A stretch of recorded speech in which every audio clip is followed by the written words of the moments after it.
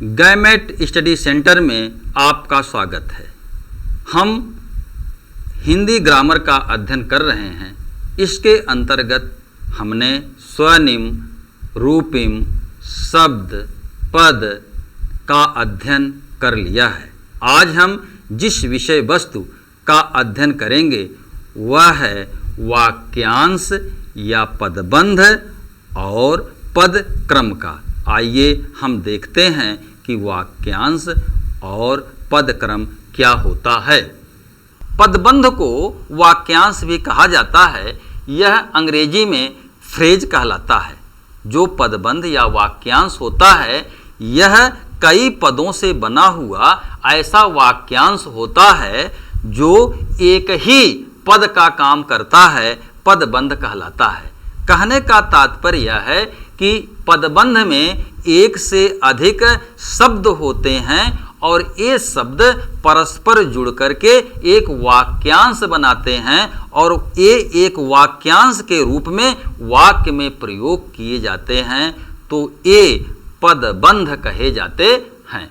उदाहरण एक देखिए कि सबसे तेज दौड़ने वाला छात्र जीत गया। यहाँ पर कौन जीत गया? सबसे तेज दौड़ने वाला छात्र। यद्यपि इस वाक्य में 1, 2, 3, 4, 5 शब्दों का प्रयोग किया गया है, किंतु यह एक वाक्यांश है और इसे हम एक पद के रूप में भी प्रयोग कर रहे हैं, इसलिए यह यहाँ से यहाँ तक पदबंध हुआ।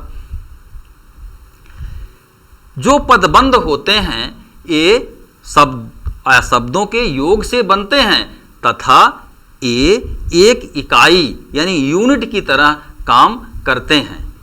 जो पदबंध होते हैं ये शब्दों के समूह तो होते हैं, ये कुछ भाव तो देते हैं, कुछ अर्थ तो देते हैं, किंतु ये संपूर्ण भाव या संपूर्ण अर्थ नहीं देते हैं और इसमें उद्देश्य और विधेय, सब्जेक्ट और प्रेडिकेट नहीं होता है।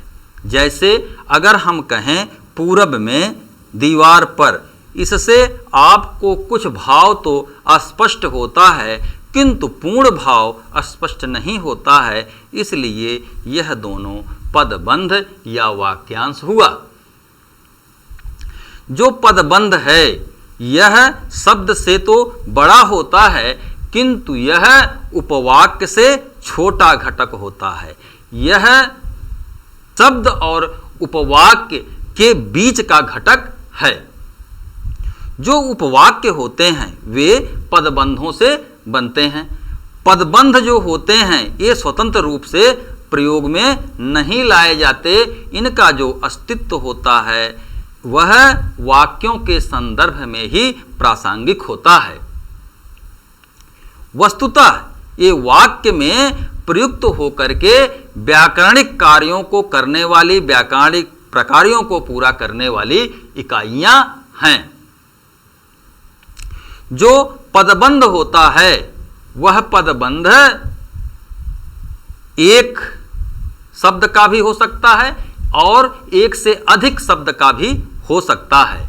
यहाँ पर एक वाक्य है, ड्राइवर गाड़ी धो रहा है। यहाँ पर ड्राइवर कर्ता प्रतिबंध है, गाड़ी कर्म प्रतिबंध है और क्रिया पदबंध जो है वह धो रहा है, क्योंकि ड्राइवर गाड़ी धो रहा में ड्राइवर कर्ता है, धोने का कार्य कर रहा है। गाड़ी जो है कर्म है, क्योंकि कर्ता द्वारा कर्म कहाँ किया जा रहा है? गाड़ी पर, इसलिए गाड़ी कर्म हुआ और धोने का कार्य हो रहा है। वाक्य में करना या होना जो पाया जाता है वही क्रिया होता है, तो धो रहा कैसा पदबंध है?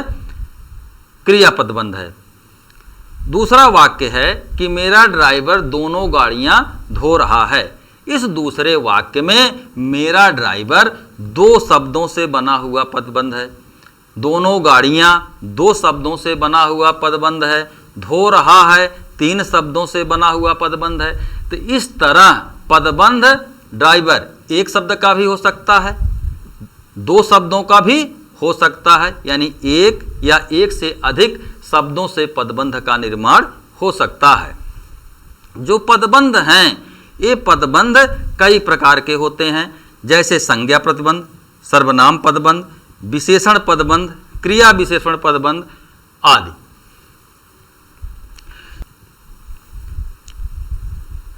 संज्ञा पदबंध क्या है? संज्ञा पदबंध वह पदबंध होता है कि जिस पदबंध का पहला या शीर्ष या फिर अंतिम जो शब्द होता है वह संज्ञा होता है और उसी पर अन्य पद आश्रित होते हैं, तो वह पदबंध संज्ञा पदबंध कहलाता है।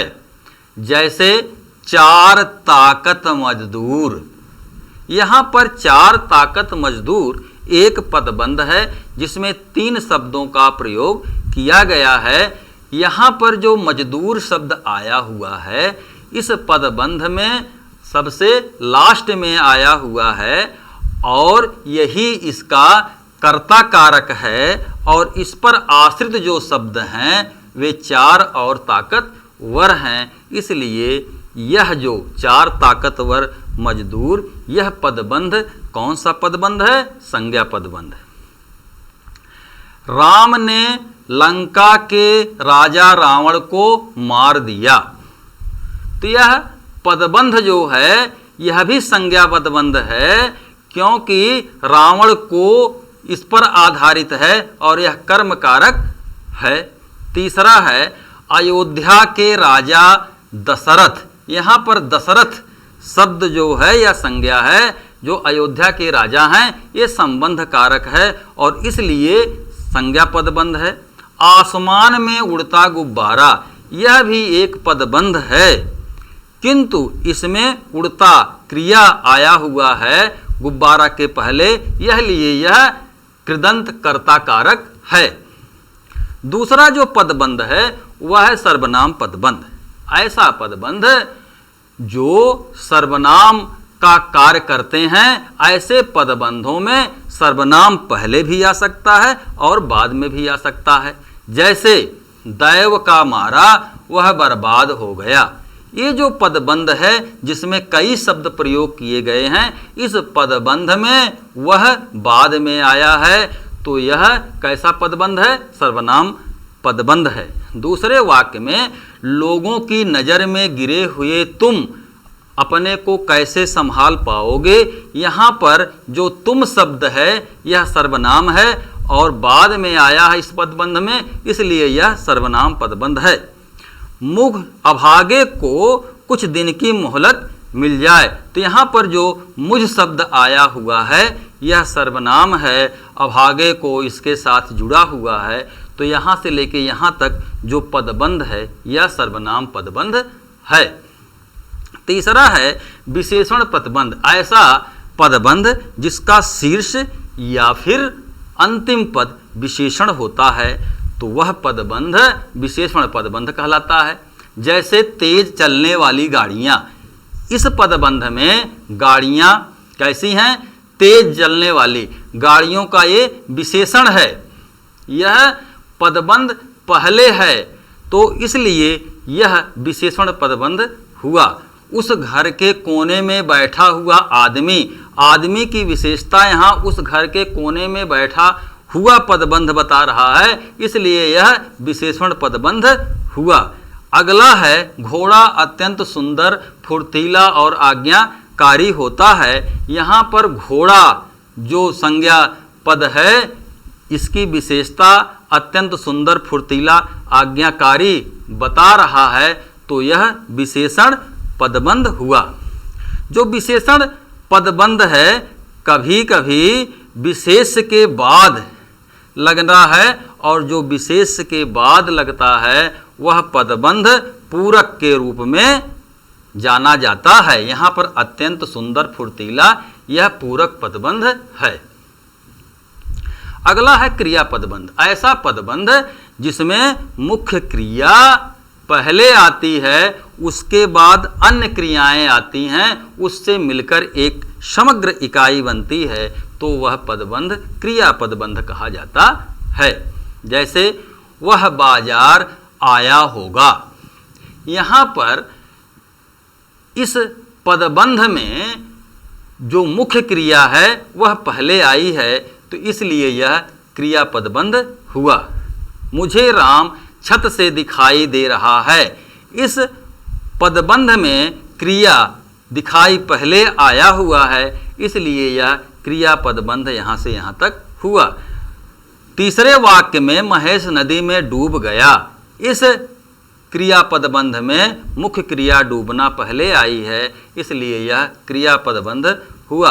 अब दरवाज़ा खोला जा सकता है। यहाँ खोला जो मुख्य क्रिया है यह पहले आई है, इसलिए यह क्रिया पदबंध है। अगला है क्रिया विशेषण पदबंध। जो क्रिया विशेषण पदबंध है यह ऐसा पदबंध है जो मूलतः क्रिया की विशेषता बताता है तथा क्रिया के यह पहले आता है। जैसे नदी कल कल करती हुई बह रही थी। बह रही थी यह क्रिया है और कल कल करती हुई यह क्या है, एक पदबंध है और जो क्रिया की विशेषता बता रहा है, इसलिए यह क्रिया विशेषण पदबंध हुआ। उसने सांप को पीट पीट कर मार डाला। मार डाला क्रिया की विशेषता पीट पीट कर बता रहा है, यह पदबंध बता रहा है, इसलिए यह क्रिया विशेषण पदबंध हुआ। अगला है कुछ लोग सोते सोते चलते हैं। यहाँ पर जो सोते सोते शब्द है यह चलते क्रिया की विशेषता बता रहा है, इसलिए यह क्रिया विशेषण पदबंध है। इस तरह पदबंध जो होते हैं वाक्य में अपने निर्धारित कर्तव्यों को पूरा करते हैं। अब हम आते हैं पदक्रम पर। पदक्रम क्या है? तो जो पदक्रम है यह वाक्य के घटकों के बीच, वाक्य के शब्दों के बीच एक वैज्ञानिक व्यवस्था है और यह पदों का एक के बाद एक पूर्वापर यानी निश्चित क्रम है। हम कह सकते हैं कि किसी वाक्य में कर्ता, कर्म, क्रिया, क्रिया विशेषण आदि पद जिस क्रम में आते हैं उस सब का निश्चित अध्ययन जो होता है वह पदक्रम होता है।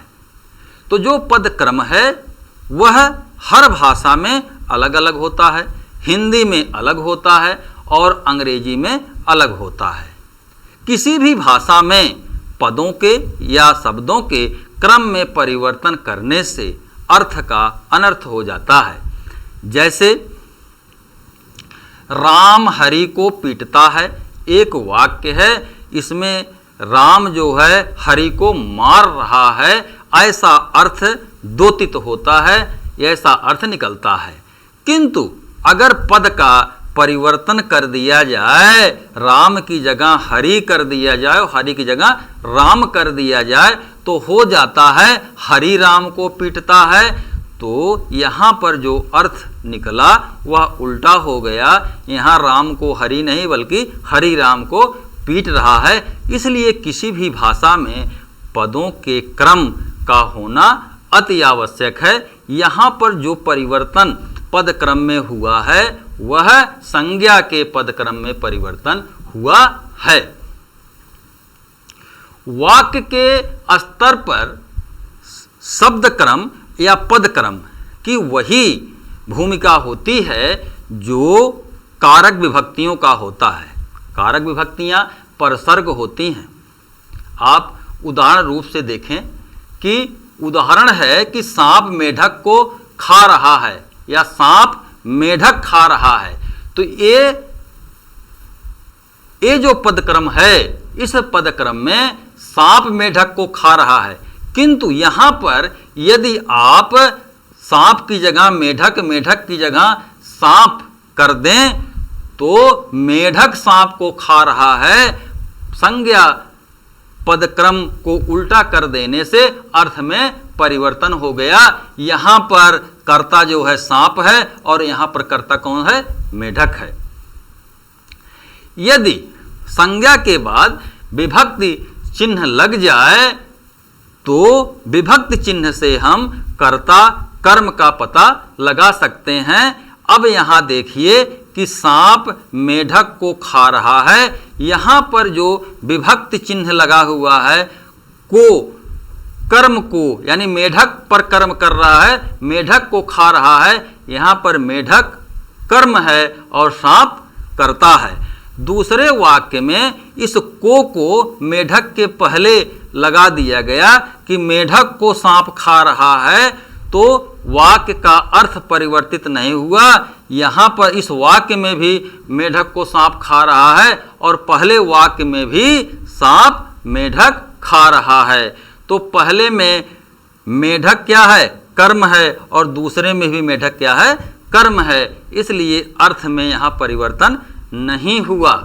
तो पदक्रम ऐसा व्याकरणिक व्यवस्था है जो यदि क्रम से रखा जाए, जिस तरह से भाषा मांग करती है, तो उसके अर्थ सुनिश्चित तरीके से हमें बोध होते हैं, अन्यथा अर्थ का अनर्थ हो जाता है। हिंदी में शब्दों का जो क्रम होता है वह सबसे पहले आता है कर्ता,